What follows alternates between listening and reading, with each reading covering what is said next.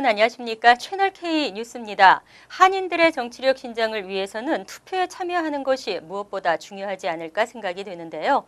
시민참여센터가 뉴욕주 한인 유권자를 분석한 결과 여전히 한인들의 투표율은 저조했습니다. 금홍기 기자가 보도합니다. 뉴욕주 한인 유권자 수는 43,700여 명. 한인 유권자 등록률은 60.2%로 뉴욕주 전체 유권자 등록률 59%에 비해 1.3%포인트가 더 높습니다. 한인 유권자 등록률은 뉴욕주 전체 유권자보다 조금 높지만 투표 참여율은 19%로 뉴욕주 전체 유권자 참여율 29%에 비해 여전히 저조합니다. 시민참여센터 김동찬 대표는 한인들의 전체 투표율이 낮은 이유는 한인 후보가 없는 지역구에서는 한인 유권자들이 거의 투표에 참여하지 않고 있다며 한인 정치력 신장을 위해선 투표에 반드시 참여해 투표율을 높이는 게 중요하다고 강조했습니다. 한인 후보가 있는 지역에서는 어느 정도 투표율이 나왔지만 그 이외의 지역에서는 사실 거의 투표를 하지 않았다고 이렇게 판단을 하고 있습니다. 그러니까 아직도 한인 유권자들이 한인 후보의 유보가 있느냐 없느냐에 따라서 투표율의 높낮이가 많이 달라지고 있습니다. 선거구별 유권자 수는 퀸즈 베이사이드를 중심으로 한 주 상원 11지구에 가장 많은 7,551명의 한인 유권자가 거주하고 있으며 퀸즈 플러싱 주 상원 16지구가 7,467명으로 그 뒤를 이었습니다. 주 하원에서는 왕키미현 지역구인 40지구가 5,021명으로 최다를 기록했습니다. 연방 하원에서는 그랜스맹 지역구인 6지구가 12,610명으로 집계돼 한인 유권자가 두 번째로 많은 스티브 이스라엘 지역구인 3지구 7,030명보다 2배가량 더 많았습니다. 또 성별로는 여자가 남자보다 더 많았으며 정당별로는 한인 유권자의 53%가 민주당이고 공화당은 15%인 것으로 나타났습니다. 채널K 뉴스 금홍기입니다. 재외국민 선거 신청에서 여권은 필수 제출 서류였습니다. 하지만 개정 공직선거법에 의해 여권 없이도 투표가 가능해질 것으로 전망됩니다. 새정치민주연합의 이해찬 의원은 27일 국회의원 14명의 공동 발의로 공직선거법 일부 개정 법률안을 대표 발의했습니다. 현행법은 외국에서 투표 참여를 희망하는 재외국민에게 재외선거인 등록 신청 시 여권 사본을 제출하도록 하고 여권 번호도 기재하도록 하고 있습니다. 하지만 여권은 선거권 존부 확인과 아무 관련이 없는 서류인데 여권으로 재외 선거권자의 자격을 확인한다는 것은 국민의 선거권을 침해한다는 지적이 제기돼 왔습니다. 실제로 여권이 없거나 유효기간이 만료된 재외국민들은 선거권을 행사하지 못하는 경우가 종종 발생했습니다. 이에 따라 개정안은 여권을 소지하지 않은 재외국민은 외교부가 발행하는 국적 확인 서류를 제출하거나 제시할 수 있고 여권 번호 대신 국적 확인 서류의 번호를 기재할 수 있도록 하고 있습니다. 이해찬 의원은 법안이 연내에 국회를 통과할 수 있도록 최선을 다하겠다고 밝혔습니다. 뉴저지주 내일 라이센스 갱신이 점점 까다롭게 됐습니다. 내년 2월부터는 소셜 시큐리티 번호 없이는 내일 라이센스 갱신이 되지 않습니다. 내일 업계 대규모 인력 부족 사태가 우려되고 있습니다. 최근 뉴저지주 미영국은 내년 2월부터 소셜 시큐리티 넘버 없이는 네일 라이센스를 갱신할 수 없다는 사실을 뉴저지 네일업주들에게 공지했습니다. 이에 앞서 주정부는 지난해부터 소셜 넘버 없이 라이센스 신규 발급 신청을 할 수 없도록 규정했습니다. 2년마다 갱신을 해야 하는 뉴저지 네일 라이센스는 지금까지 텍스 아이디만으로도 갱신이 가능했지만 이제는 소셜 넘버가 없으면 갱신과 신규 가입이 불가능합니다. 이에 대해 노웅 뉴저지 네일협회장은 현재 뉴저지 네일 라이센스 소지자 수는 약 7,000명으로 이 중 70%는 서류 미비자 등 체류 신분이 완전하지 않다며 심각한 인력 부족 사태가 벌어질 것이 뻔하다고 말했습니다. 이어 현재 정치인들을 상대로 갱신 기간의 연장 및 규정 완화를 위해 노력하고 있다고 덧붙였습니다. 뉴저지 네일협회는 실제로 지난 26일 윤여태 저지3 시의원 주도로 라지 무커지 주 하원 의원과 간담회를 갖고 규정 완화를 요청했습니다. 이와 관련해 무커지 의원은 개정 요청을 적극 수용하겠다는 입장을 밝힌 바 있습니다. 2015 오바마 케어 가입자 수가 퀸즈 지역에서 총 36만 명을 기록했습니다. 뉴욕주 내 전체 카운티에서 두 번째로 높은 가입률을 보였습니다. 뉴욕주 건강보험상품거래소의 통계 자료에 따르면 지난해 11월 1일부터 올해 2월 28일까지 총 210만 명의 뉴욕 주민들이 2015 오바마 케어 플랜에 가입했습니다. 이 가운데 퀸즈 카운티 내에서만 오바마 케어 플랜 가입자 수는 총 36만 6,312명에 달하고 있습니다. 퀸즈 전체 인구의 16%에 해당하는 수치로 주민 6명당 1명이 오바마 케어에 가입한 셈입니다. 이 중 78.6%인 28만 8천 명은 저소득층 주민에게 제공되는 메디케이드 가입자로 분류됐습니다. 메디케이드 가입자는 지난해 92,300명에 비해 무려 212%나 증가했습니다. 이 밖에 오바마 케어 플랜을 제공하는 일반 보험회사의 가입자 수는 55,492명으로 지난해 53,380명에 비해 10% 늘었습니다. 한편 뉴욕주에서 오바마 케어 플랜 가입자 수가 가장 많은 곳은 브루클린 킹스 카운티 지역으로 올해 총 38만 7,500명, 브롱스 지역은 24만 500명, 맨해튼 지역은 16만 9,300명, 스테튼 아일랜드 지역은 전체 주민의 9%인 4만 4,700명이 오바마 케어 플랜에 가입한 것으로 조사됐습니다. 민주공화 양당 대선 후보들의 경쟁이 볼만합니다. 트럼프의 막말과 기행, 막말이라지만 그 막말이 일부에게는 가려운 것을 긁어주는 효과를 주고 있는데요. 트럼프와 클린턴 모두를 앞지를 수 있는 인물은 누구일까요? 퀴니피엑대 여론조사 결과에 따르면 민주당 후보로 대선 출마를 저울질하고 있는 조 바이든 부통령이 양당 대선 후보 가운데 최고 인기를 누렸습니다. 바이든 부통령은 공화당의 유력 대선 후보로 꼽히는 도널드 트럼프 간의 가상 대결에서 48%대 40%로 트럼프를 앞질렀습니다. 민주당의 힐러리 클린턴 전 국무장관과 트럼프 간의 가상 대결 결과인 45%대 41%보다 지지율 격차가 더 크게 벌어졌습니다. 바이든 부통령은 공화당의 제프 부시 전 플로리다 주지사와의 가상 대결에서도 45%대 39%로 앞섰습니다. 또 마르코 루비오 연방 상원 의원과의 대결에서도 44%대 41%로 이겼습니다. 이와 함께 민주당 성향 유권자의 83%는 바이든에게 호감을 느끼는 것으로 조사됐습니다. 반면 힐러리와 버니 샌더스 연방 상원 의원은 각각 76%와 54%에 그쳤습니다. 또 모든 유권자 대상 설문에서도 바이든은 48%의 지지율을 획득하면서 힐러리 39%를 넘었습니다. 하지만 누가 민주당 대선 후보가 되어야 하느냐는 질문에 민주당 성향 유권자의 45%는 힐러리를 선택했습니다. 뉴욕시 무상 유아교육 프로그램 1, 2차 신청에서 약 7만 2천여 명이 등록을 마쳤습니다. 하지만 교육국은 아직도 신청하지 못한 막바지 신청자들을 기다리고 있습니다. 뉴욕시 교육국은 지난달 11일 끝으로 무상 프리-K 프로그램 2차 접수를 마감했습니다. 하지만 아직 1,900명의 자리가 남은 관계로 추가 신청을 받고 있다고 밝혔습니다.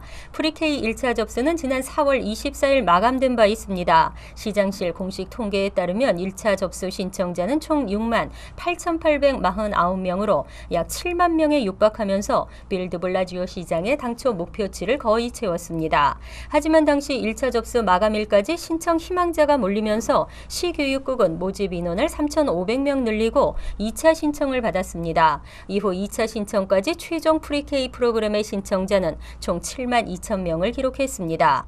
이번 무상 프리-K 신청 대상은 2011년 출생자로 신청서는 교육국 웹사이트에서 다운로드 받을 수 있습니다. 신청서는 한글 번역본으로도 제공되고 작성한 후에는 교육국이나 해당 교육기관에 제출하면 됩니다.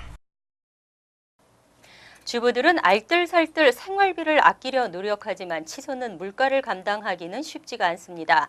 뉴욕주는 자녀 둘을 키우는데 생활비가 많이 드는 지역으로 조사됐습니다. 지난 26일 경제정책연구소는 전국 618개 지역에서 자녀를 둔 가구를 대상으로 생활비 규모를 조사했습니다.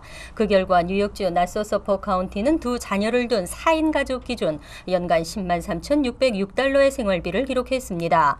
워싱턴 DC 10만 6,493달러에 이어 2위에 올랐습니다. 나소서포 카운티에서 주거비는 평균 19,356달러, 세금 16,822달러로 전국 최고 수준으로 조사됐습니다. 올랐습니다. 특히 주거비는 1위인 워싱턴 DC보다도 $1,700 이상 비쌌습니다. 그 뒤를 이어 3위는 뉴욕주 웨스트체스터 카운티로 $99,592, 4위에는 뉴욕시 $98,722 등으로 조사됐습니다. 반면 아이를 키우며 사는 비용이 가장 적게 드는 지역은 테네시주의 모리스타운이 올랐습니다. 이곳의 4인 가족 연간 생활비는 $49,114로 1위, 워싱턴 DC의 절반에도 미치지 않았습니다. 연간 주거비는 $7,644였고 차일드 케어 비용 $7,113, 세금도 $2,195로 저렴했습니다. 한편 경제정책연구소는 대부분의 지역에서 비싼 차일드 케어 비용이 부모들의 생활비 부담을 가중시키고 있다고 분석했습니다. 대학 학비가 해가 갈수록 치솟고 있습니다. 특히 미국 내 주요 사립대학들은 연간 학비가 1인당 최고 $70,000를 넘어선 것으로 나타났습니다. 비즈니스 인사이더는 주요 대학들의 등록금 등 소요 비용 자료를 토대로 2015에서 16학년도 기준 재학 비용이 가장 비싼 대학들의 순위를 발표했습니다. 결과 탑10 대학들의 경우 순 등록금과 기숙사비를 합친 액수가 최고 $67,000를 넘었고 여기에 교재비와 기타 비용 등을 합칠 경우 1인당 연간 $70,000를 훌쩍 넘거나 $70,000에 육박했습니다. 등록금과 기숙사비를 합친 액수가 가장 높은 대학은 캘리포니아 클레어몬트에 위치한 하비머드 칼리지로 등록금 $57,749에 기숙사비 $16,506를 합쳐 $67,255에 달했습니다. 그 뒤를 이어 뉴욕시의 컬럼비아대와 뉴욕대가 각각 2위, 3위에 올랐고 세라 로렌스 칼리지와 시카고대가 그 뒤를 이었습니다. 한편 가장 비싼 대학 20개 가운데 순 등록금 액수만 $50,000를 넘어선 곳도 9개에 달했습니다. 이 가운데는 아이빌리그인 컬럼비아 대학교를 필두로 하비머드, 세라 로렌스 칼리지, 시카고 대학교, 바드 칼리지 등이 포함됐습니다. 우유에도 이온 음료에도 설탕이 들어있다는 사실 아십니까? 알게 모르게 모든 식품에는 설탕 유사 물질들이 들어있는데요. 뉴욕주에서 청소년들에게 대용량 소다 판매를 금지하는 법안이 추진되고 있습니다. 매튜 티톤 주 하원 의원은 21세 미만 미성년자에게 16온스를 초과하는 설탕 음료 판매를 금지하는 법안을 상정할 계획입니다. 티톤 의원은 설탕 함유량이 많은 음료는 코케인과 헤로인처럼 뇌에 중독성을 일으킨다고 강조했습니다. 때문에 미성년자가 마약과 유사한 대용량 소다를 구입하는 행위는 불법으로 규정해야 한다고 밝혔습니다. 단 부모 등의 보호자가 대용량 소다를 구입해 미성년자에게 제공하는 것은 성인의 합리적 판단으로 인한 것이라며 규제 내용에서 제외시킨다는 방침입니다. 앞서 지난 2012년에는 마이클 블룸버그 당시 뉴욕시장이 델리나 식당, 극장, 경기장 등에서 16온스 이상의 설탕 음료를 판매하지 못하도록 금지한 바 있습니다. 하지만 이에 반발한 식품업계 등이 2013년 소송을 제기했고 뉴욕주 항소법원은 소다 판매를 규제하는 것은 시정부의 권한 밖이라고 판결한 바 있습니다. 한편 티톤 의원은 이 밖에도 설탕이 많이 들어간 음료와 음식에 경고문을 부착하는 법안도 발의했습니다. 이어서 LA 지역 한인사회 소식입니다. 여권 사진을 찍을 때 정해진 사진 규격은 물론 이것저것 지켜야 할 규정이 참 많은데요. 아무 데서나 대충 찍었다가는 새로 다시 찍어야 하는 경우도 종종 발생합니다. 김정균 기자입니다. 지난 2008년 대한민국 정부의 전자여권 도입 이후 여권 사진 규정은 매우 까다로워졌습니다. 사진 규격부터 사진의 배경, 어깨 높낮이까지 신경 써야 할 부분이 한두 가지가 아닙니다. 최대한 어느 나라를 방문하든지 간에 출입국 과정에서 신분 확인에 문제가 되지 않는 방향으로 사진 규정을 좀 철저히 하고 있습니다. 하지만 이렇게 복잡해진 규정을 잘 모르는 신청자들은 몇 번씩 여권 사진 때문에 사진을 다시 찍는 일이 많습니다. 또 몇 분 내로 사진을 뽑을 수 있는 코스트코나 일반 마켓의 사진들은 즉석 사진만큼이나 퀄리티가 떨어질 뿐만 아니라 사진을 찍는 직원이 규정 자체를 모르고 있어 미국 여권 신청자들조차 미 여권국에서 거절당하는 경우가 허다합니다. 대부분 이제 코스트코나 그런 데서는 품질이 조금 낮기 때문에 저희가 전자여권으로 하려면 사진 정보를 전자정보로 이렇게 읽어드려야 되는데 그게 제대로 안 돼서 실제 여권에 반영됐을 때 여권 소지인의 본 얼굴하고 좀 차이가 있어서 제외 공간에서는 여권 사진 때문에 헛걸음치는 신청자들의 수를 줄이기 위해 이처럼 장비를 구축해놓고 다음 달부터 운영할 예정입니다. 만약 다른 곳에서 찍는다면 여권 사진 전문 사진관을 찾는 게 가장 좋습니다. 특히 사진이 접히거나 손상되지 않도록 하고 귀 부분이 노출돼 얼굴 윤곽이 잘 드러날 수 있도록 스스로 점검할 필요가 있습니다. MBC 뉴스 김정균입니다. LAPD가 다음 주부터 몸에 부착하는 카메라 바디캠을 본격적으로 투입합니다. 공권력 남용을 막겠다는 취지지만 바디캠 영상의 일반 공개는 제한되는데요. 그 실효성에 대한 논란이 일고 있습니다. 여준호 기자의 보도입니다.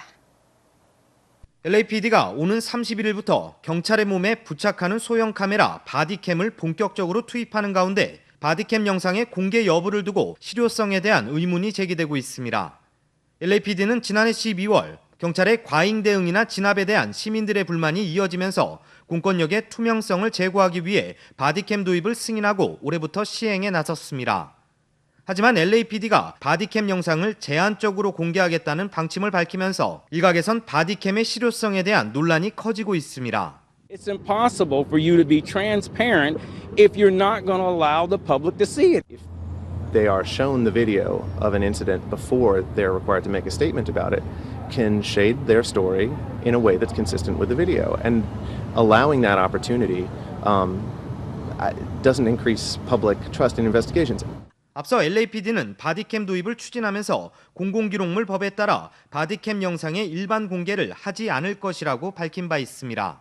이번 논란에 대해서도 LAPD는 특별한 경우를 제외하곤 바디캠 영상의 비공개 방침엔 변함이 없다고 밝혔습니다. We do not disclose in-car video, on-body camera video, surveillance video that is part of an investigative record. 논란이 거세지면서 일부 시민단체들은 시 당국을 상대로 바디캠 영상을 공개해야 한다며 목소리를 높이고 있습니다. 한편 LAPD는 다음 주부터 7,000개의 바디캠을 각 지역 경관들에게 순차적으로 투입할 예정입니다. MBC 뉴스 여준호입니다. 월드리포트입니다. 이색적인 여행을 찾아 떠나볼까요? 옐로택시 숙소에 빌딩 옥상에 만든 야영 텐트. 숙소가 아주 이색적이지만 가격이 저렴해 더욱 매력적입니다. 미국 뉴욕의 빌딩 숲과 마주한 노상 주차장.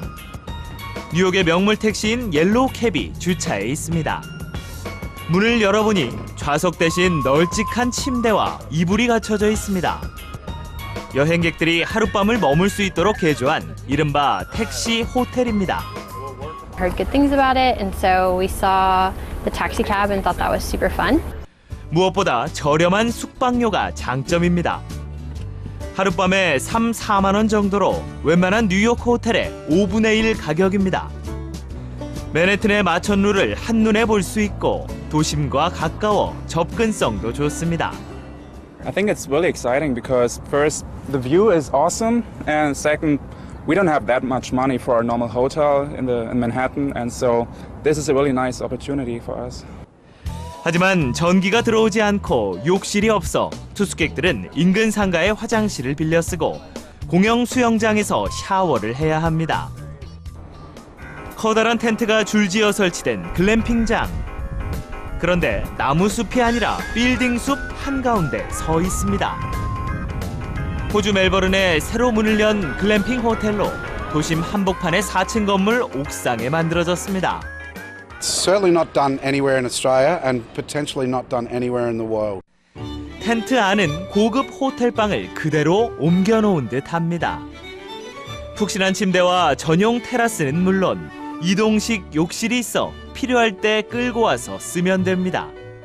It was just giving, like I said, local Melburnians and international travelers that fresh, raw experience. 하룻밤 숙박료는 30만 원 안팎. 적지 않은 비용이지만 도심을 여행하며 캠핑 기분도 만끽할 수 있어 색다른 대안 호텔로 떠오르고 있습니다. 간추린 소식입니다. $400만 상당의 메디케어 사기를 저지른 퀸즈 플러싱의 한인 통증병원장과 직원 3명이 유죄를 인정했습니다. 뉴욕 동부 연방검찰과 연방수사국은 플라자 메디그룹과 뉴플라자 그룹의 제프리서 병원장과 정강영 보조 물리치료사 등 4명이 허위로 의료 비용을 과다 책정한 혐의 등을 인정했다고 밝혔습니다. 이에 따라 이들은 최대 10년형의 실형과 함께 벌금형을 부과받을 수 있습니다. 뉴저지 20대 한인 여성이 화장품 매장에서 물건을 훔친 혐의로 체포됐습니다. 뉴저지 경찰은 20살 한인 강모 씨가 지난 20일 뉴저지주 웨인에 위치한 윌로우 브룩몰 내 세포라에서 화장품 $200어치를 훔쳤다고 밝혔습니다. 강 씨는 물건값을 지불하지 않고 가방에 숨겨 나오다 보안 요원에게 적발됐습니다.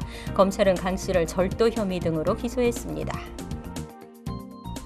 한미중요회가 9월 11일 뉴저지에 있는 늘푸른 농장으로 소풍을 떠납니다. 참가자들은 오전 8시에 출발해 농장에서 열리는 잔치에 참가할 수 있고 과일도 제공받을 수 있습니다. 회비는 1인당 $30로 조식과 중식, 음료 일체가 포함됐습니다. 한미중요회는 선착순 100명에게 승차권을 발부하고 있습니다. 7번 전철 맨해튼 웨스트사이드 연장 노선이 오는 9월 13일 오후 1시에 개통됩니다. 메트로폴리탄 교통공사는 플러싱 메인스트리트역에서 맨해튼 타임스퀘어 42가역까지 운행되는 7번 전철 노선의 연장 노선을 9월 13일부터 운행한다고 공식 발표했습니다. 제이콥 제비치 센터 인근 11번가에서 34가역까지 운행되는 첫 전철은 오후 12시 26분 플러싱 메인스트리트역에서 출발합니다. 환율과 증권 소식입니다.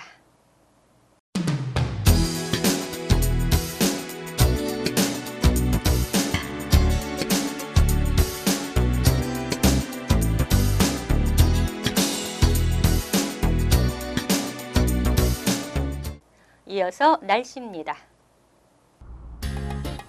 토요일은 대체로 맑고 화창하겠으며 무덥겠습니다. 낮 최고 기온은 86도, 섭씨 28도, 밤 최저 기온은 72도, 섭씨 20도로 예상됩니다.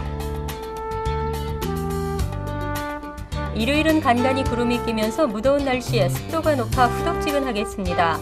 월요일도 무덥고 후덥지근한 날씨가 이어지겠습니다. 화요일은 지역에 따라 간간히 구름 끼면서 막바지 더위가 기승을 부리겠습니다. 항상 여러분과 함께하는 채널 K 뉴스 여기서 마칩니다. 편안한 주말 되시기 바랍니다.